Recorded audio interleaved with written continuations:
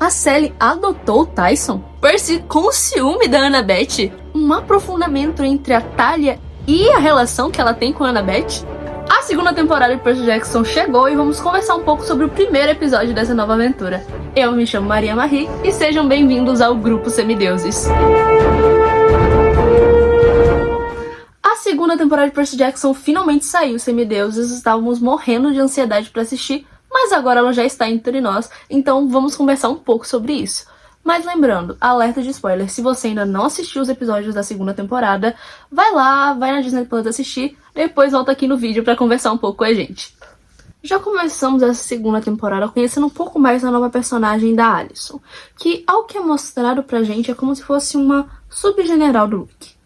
Ela segue as ordens e lidera os grupos que ele passa para novas missões. E ao que dá pra perceber na adaptação, o tio Rick quer passar essa impressão de que o grupo de Cronos, o exército, tá ficando cada vez mais organizada, tá ficando com um cuidado cada vez mais metódico pra cumprir esse plano deles de trazer a Era de Ouro dos Titãs de volta. Uma coisa que também dá pra perceber é que nem o acampamento tem uma noção completa de quantos semideuses estão de fato deixando o acampamento pra se juntar ao Luke e a essa ideia de trazer os Titãs de volta. Isso fica claro quando o Grover ele vê os semideuses, ele vê a Alyson, ele reconhece a Alyson e por ali alguns segundos ele acha que aqueles semideuses são enviados do acampamento. Depois é que ele percebe que aqueles semideuses não são amigos, são inimigos. Além disso, outra coisa também que é mostrada já nessas primeiras cenas é a urgência do Luke e o reforço dele nessa busca pelo Velocino. Claro, a gente já sabia disso, isso já era mostrado, mas agora fica bem mais evidente na série essa questão de eles estarem correndo contra o tempo, de precisarem achar logo o Velocino. Pra quem lê os livros, uma mudança sutil, mas que tá ali, foi como o Grover de fato foi parar na Ilha do Polifemo. Pra quem lê os livros sabe que ele tava na Flórida, fugindo ali de um monstro, quando ele entra numa loja de vestidos de noiva, só então ele é levado pra Ilha do Polifemo. Mas aqui na série é como se ele já tivesse uma ilha no meio do nada, e aí um monstro marinho pega ele e leva ele pra Ilha do Polifemo. Aliás, gente, uma coisa que dá pra perceber ainda mais evidentemente nessa segunda temporada é o quanto essas crianças cresceram de Percy Jackson e o Ladrão de Raios pra Percy Jackson e o Mar de Monstros. Gente, eu não sei que fermento deram pra esse elenco no intervalo ali de uma gravação pra outra, mas eles estão enormes. Claro, não é nada que me incomodou, era uma coisa que já dava pra ver nos trailers, mas é uma coisa que eu queria aqui comentar pra vocês, porque, gente, as crianças cresceram bastante. Outra coisa que também tinha aparecido nos trailers de relance, mas a série ficou muito fofo, foi a questão da foto que a Annabeth enviou pro Percy. Nos livros, a Annabeth envia uma foto pro Percy por e-mail das viagens que ela tá fazendo com o pai dela. E o Percy pede pra Sally imprimir essa foto e cola no caderno dele da escola. Só que na série, a foto tá colada no espelho do quarto dele. E, gente, é uma cena muito fofa de ver. Olha o sorriso desse garoto olhando pra foto. É simplesmente uma fofura. Também foi nessa cena que o Percy já fala pro pessoal, né, pra nós que estamos assistindo, que ele poderia sim conversar com a Annabeth por uma mensagem ali pelo celular, enviar uma mensagem pra ela. Só que a série aproveita esse momento pra explicar que os semideuses não podem usar tecnologia justamente porque atrai monstros.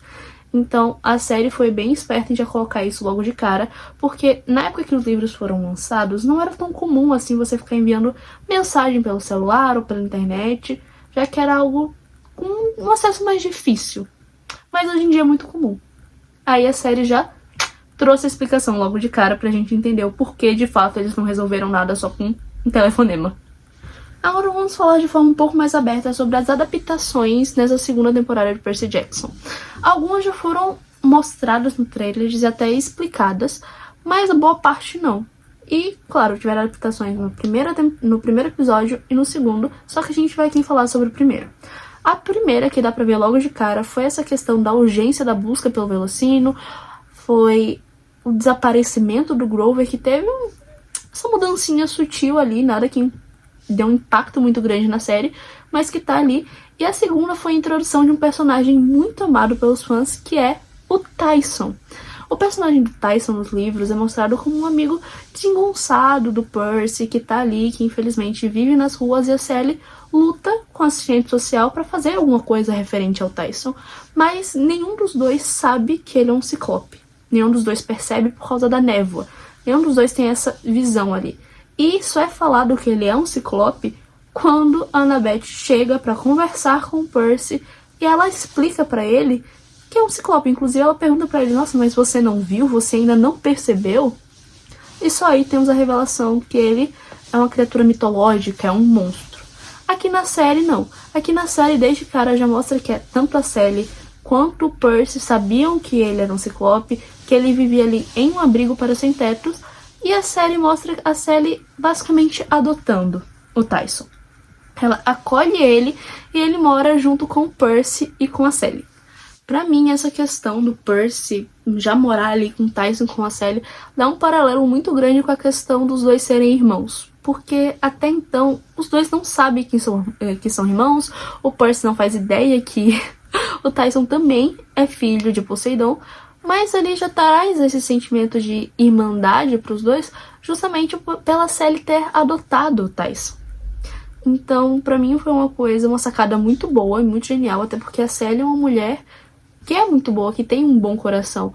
Nos livros mostra ela lutando pra fazerem alguma coisa em relação ao Tyson, mas aqui na série eles parecem estar mais estáveis de forma financeira também, então por isso talvez ela tenha acolhido ele pra cuidar dele, já que agora ela tinha mais recursos pra poder fazer isso. E além dessa cara ser genial, justamente por trazer essa questão de irmandade pros dois, antes mesmo de descobrirem que os dois eram irmãos de sangue.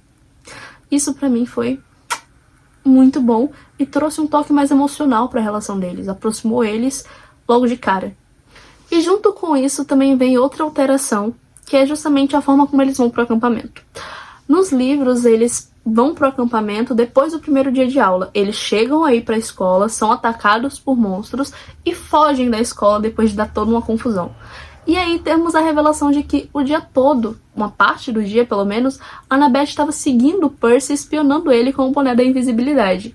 Aqui na série cortaram toda essa parte, eles nem chegam aí pra escola, eles estão indo quando a Annabeth aparece já no táxi das Irmãs Cinzentas. Pula pra fora, conversa com eles, e aí é quando eles entram no táxi e vão de fato pro acampamento. E é nesse táxi que a gente tem, pra mim foi um dos maiores acertos dessa temporada, que foi a cena do Percy e a Annabeth namorando. No caso, o Percy sendo namorado da Annabeth. Gente, essa cena pra mim é icônica, é perfeita. Melhor do que essa cena é só o Percy perguntando: você tem outro namorado?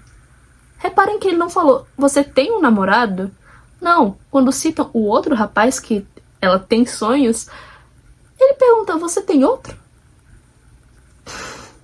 Ele não negou ser o namorado dela. Ele ficou bravo com o fato de sugerirem que ela tem outro namorado além dele. Aliás, essa cena dos dois funciona muito bem por dois motivos.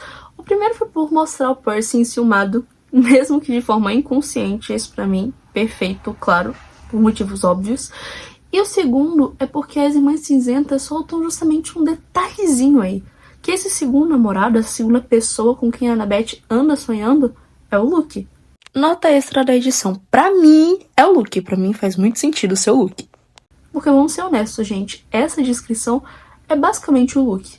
E pra quem já leu os livros, sabe o que acontece na cena das sereias, qual é a visão que a Annabeth tem ouvindo as sereias, eu acho que já dá ali pra imaginar um pouco do contexto de por que esse sonho viria. E também, claro, pra quem já leu alguns contos extra dos livros. Agora, semideus, vamos falar sobre uma mudança simples, que deu abertura para basicamente uma das maiores mudanças de toda a temporada, que foi a questão de terem tirado o touro mecânico e colocado os lestriões. Eu acho que é assim que se fala esse nome. Mas colocaram isso e mudou. Por quê? Porque aqui na segunda temporada, o Luke ainda não tinha envenenado a Árvore da Talha, então não tinha como os touros invadirem o acampamento porque a barreira ainda não estava fraca. Aqui foi trocado para os lestriões justamente porque eles iriam testar a barreira. E mais do que testar a barreira, iriam servir de distração. Distração para quê? Tirar as defesas do acampamento da entrada principal para que o Luke pudesse chegar e envenenar a Árvore da Talha. Então, foi basicamente todo um plano ali arquitetado para que essa cena do envenenamento viesse a acontecer. Claro, é uma mudança bem grande pro que a gente já estava acostumado nos livros.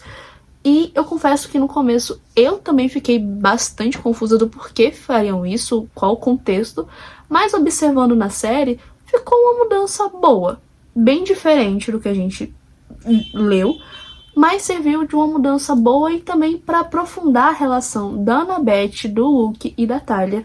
Mais pra frente eu vou aprofundar um pouco mais nessa parte. Mas então, meus caros semideuses, vocês se perguntam, se o Luke envenenou a árvore da Talia em frente a Annabeth, ao Tyson, ao Percy, por que o Quirrell não tá no acampamento e por que aquele novo treinador biruta assumiu o lugar dele? Simples, meus caros semideuses, o Quirrell saiu do acampamento por uma ordem direta de Zeus. E por que foi dada essa ordem? Porque Quirrell é filho de Cronos.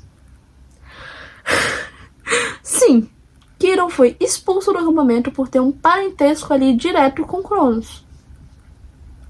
A minha opinião sobre isso, eu não preciso dizer nada. Assim que o Percy escutou essa explicação, ele já resumiu tudo que eu queria dizer. Why doesn't he just brood himself? Agora vamos falar um pouco sobre as percepções gerais desse primeiro episódio. Claro, tivemos algumas mudanças, outras menores, outras maiores, mas falando sobre a mudança maior, que foi essa questão do envenenamento da árvore da Talia, pra mim, como eu disse, eu não achei tão ruim, até porque serviu como um gancho para aprofundar ainda mais a relação do Luke e da Talia, da Annabeth ali, juntos como uma família, porque a traição do Luke nessa questão fica mais claro que não é só uma ameaça para o acampamento, mas é uma quebra ali de uma relação de família, uma quebra entre 3 pessoas que lutaram juntas, que sobreviveram juntas, e a traição do Luke com uma pessoa que deu a vida para salvar ele, a Annabeth. Então, nesse contexto, fechou muito bem, principalmente porque posterior, a Annabeth vai ali na árvore da Talia conversar com a Talia. Pra mim foi uma cena bem emocional nesse caso, porque a Annabeth conversa que até mesmo quando os 3 estavam ali juntos, ela ainda era mais próxima da Talia, ela se sentia mais confortável para conversar com a Talia. E ela fala ali que vai curar a Talia, vai cuidar dela, pede inclusive pra Talia mostrar pra Annabeth como ela pode cuidar ali da Talia. É uma cena tão grande, de uma questão de família mesmo, que o Luke quebrou. O Luke magoou 2 pessoas que ele ama. Tudo isso por uma visão que ele tem de consertar o mundo, sendo que ele mesmo agora tá fazendo parte das pessoas que estão quebrando esse mundo. E ele quebrou a promessa dele, né? Ele tá quebrando cada vez mais. Até porque, como a Annabeth disse, família, Luke, né? Aí vocês já pegam a continuação dessa frase. Inclusive, nessa cena, depois da Annabeth conversar com a árvore da Talia, dizer que vai cuidar ali e pedir pra Talia mostrar, de alguma forma, como a Annabeth pode curá-la, vem a cena do sonho do Percy e mostra a Annabeth deitada nas raízes da árvore. Triste, desolada, como se realmente esperando, de alguma forma, alguma resposta.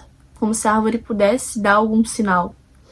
Isso me fez pensar quantas vezes a minha Annabeth, depois de tudo que aconteceu, não se esgueirou escondida ali até a árvore pra ficar junto da amiga dela, da irmã mais velha dela, da pessoa que cuidou dela quando ela fugiu e não tinha mais ninguém. Essa pra mim foi uma cena tão triste, pesada, mas também que dá pra ver ainda mais o impacto de tudo aquilo, sabe? Que a gente tinha um conhecimento nos livros, óbvio, mas a série mostrou isso de forma mais literalmente escancarada na nossa cara, então... Ai, gente, a nossa menina não merecia sofrer tanto assim. E seguindo por essa mesma linha, mas voltando um pouco pro começo do episódio de novo, tem ali uma percepção bem sutil, mas ainda presente, em relação ao Percy, que pra mim serve quase como um paralelo entre a primeira temporada e a segunda. Porque na primeira temporada, o Percy faz ali uma brincadeira sobre a Talia, sobre o que aconteceu com a Talia, em específico sobre o destino de semente que a Talia tem. Mas aqui na segunda temporada, quando o Percy tá explicando pro Tyson quem é Talia e o que aconteceu com ela, dá pra perceber ali no Percy um respeito a mais. uma consideração pro que a Thalia é e pro que a Thalia significou, tanto para Annabeth, tanto pro acampamento. Esse símbolo de coragem e de sacrifício que a Thalia foi. E que a Thalia ainda é, querendo ou não. Então, pra mim, foi um paralelo muito bom. Um paralelo que serviu ali como um gancho, inclusive, pro futuro da temporada, mais especificamente o final da temporada e pra terceira temporada. E por que pra mim isso serve como um gancho pro final da temporada e pro começo da terceira? Porque justamente quem lê os livros sabe que o Percy tem uma rivalidade ali com a Thalia. Os dois acabam se entendendo por serem parecidos em questão de personalidade. Os dois são teimosos, os dois são confiantes, os dois querem lutar, sabe? Querem partir pra cima pra defender seus amigos. Só que nesse caso, a Thalia tem um pouco mais de confiança e de ego do que o Percy. Até porque ela é filha de quem é, né, gente? Vamos ser honestos. Só que pra mim isso serve como um gancho justamente pra quando o Velocino fizer um trabalho um pouco melhor do que o esperado. Pra quando tivermos aquela surpresinha no final da temporada, a mesma que a gente teve no final dos livros. No final do livro do Mar de Monstros, no caso. E também para, caso eles mudem um pouco isso, e aquela teoria venha a acontecer. Aquela teoria sobre justamente o porquê do Percy estar fumegando no trailer e ele cair desmaiado, assim, do nada. Se vocês quiserem, eu posso trazer em outro vídeo o que é essa teoria e por que ela daria ainda mais impacto pro que vai acontecer no final da temporada, se acontecer desse jeito, e pra terceira temporada. Mas agora, quebrando um pouco dessa tensão, vamos falar sobre o casal que a gente ama, o Percy e a Annabeth. Nessa segunda temporada, deu pra ver que eles querem trazer cada vez mais nuances pra esse casal, cada vez mais nuances pra essa dupla e pra relação dos dois. Porque já começa a temporada eles em pequeno conflito, como se eles não conseguissem mais ter a mesma comunicação que eles tinham na primeira temporada. Claro, na primeira temporada teve aquela transição até os dois virarem amigos, ficarem próximos, e agora na segunda temporada tem ali alguma coisa estranha, errada entre os dois. Parece que os dois não conseguem ter uma conversa de forma aberta. E sempre acaba ficando algo não dito entre eles. E eles percebem isso. Eles percebem que dos dois lados tá faltando alguma coisa. Mas, ao mesmo tempo, não tem de fato uma conversa para esclarecer o que aconteceu e o que tem de não dito entre os dois. E alerta de spoiler, isso só cresce no segundo episódio. Claro, dá um pouco de nervosismo na gente, justamente porque a gente quer ver o nosso casal evoluir. Quer ver eles cada vez mais próximos, eles se ajudando. Mas, ao mesmo tempo, essas nuances que a segunda temporada trouxe, esses pequenos conflitos, dão um certo quentinho, porque quando eles se resolverem, né, quando eles se resolvem, vai deixar a relação mais forte. Eles vão ficar mais próximos um do outro do que antes. Então, ao mesmo tempo que dá justamente esse nervosismo de meu Deus, os dois vão brigar, meu Deus, os dois não estão se entendendo, no final a gente sabe que os dois vão acabar se entendendo, que os dois vão acabar se aproximando ainda mais. Agora estamos quase chegando no fim do vídeo, eu tenho só mais duas coisas para comentar sobre esse primeiro episódio. A primeira em relação à insolência do Percy, que dá pra perceber que tá enorme. A língua afiada do garoto continua intacta, então essas férias dele na escola, ele continua. E eu quero justamente mais disso, eu quero ver mais do Percy sendo Percy e falando aquelas atrocidades que a gente sabe que ele pensa e que estão ali guardadas na cabecinha dele. Inclusive, gente, as cenas dele enfrentando ali o Tântalo e a Annabeth tendo que dar uns te acalma, pra mim é perfeito. Eu quero ver cada vez mais disso, até porque eu vou zero com a cara do Tântalo, então pra mim qualquer atrocidade falada pra ele é pouco, coitado, ou nem tanto. A segunda é em relação ao Percy e ao Grover e a amizade dos dois. Nos livros a gente sabe que a ligação empática deles foi feita de maneira basicamente proposital ali pelo Grover, porque era a única maneira do Grover conseguir se comunicar com o Percy e passar pro Percy as informações que precisava para que ele fosse resgatado, né? Para que ele conseguisse conversar ali com o Percy, explicar a situação e pedir socorro. Inclusive, nos livros, O Grover chega até a pedir desculpas pro Percy por ter feito aquilo, porque a ligação empática não é uma ligação só que se compartilha emoções, pensamentos e tem essa ligação psíquica. Não. Nos livros fala que a ligação empática é muito mais profunda, porque se um for ali visitar o Caronte para fazer uma travessia, o outro também vai junto. E já na série não teve tanto essa profundidade de explicar essa segunda parte de que se um for, o outro vai. Na série, a conversa que os dois tiveram ali basicamente foi por acidente que a ligação empática foi formada por duas pessoas que têm uma conexão, uma amizade muito forte. E, de novo, foi uma questão acidental, não foi proposital. Inclusive, é nessa mesma cena que temos o momento maravilhoso do Grover desesperado porque o noivo dele chegou e o Percy ajudando o Grover a se arrumar e sair. Inclusive, nessa cena, o Grover perguntando, como eu estou? E o Percy, tá lindo. Gente, pra mim essa cena também foi maravilhosa. Em relação a essa mudança da ligação empática, foi uma coisa simples, já que, né, trocou de proposital para acidental, porém, acho que teve a intenção justamente de tornar a ligação deles mais profunda, tornar a ligação deles cada vez maior, já que agora ela foi feita justamente pelo carinho que os dois têm um pelo outro, pela amizade que os dois têm, que foi tão grande ao ponto de formar essa ligação em um momento de desespero, em um momento ali realmente de necessidade, onde um deles estava em uma situação de extremo perigo. Agora sim, para finalizar o vídeo, eu vou só explicar a questão do vestido de noiva do Percy. Do Percy não, do Grover. Inclusive, nessa cena, o Percy, por alguns segundos, usa ali o vestido de noiva, gente. Absoluto cinema.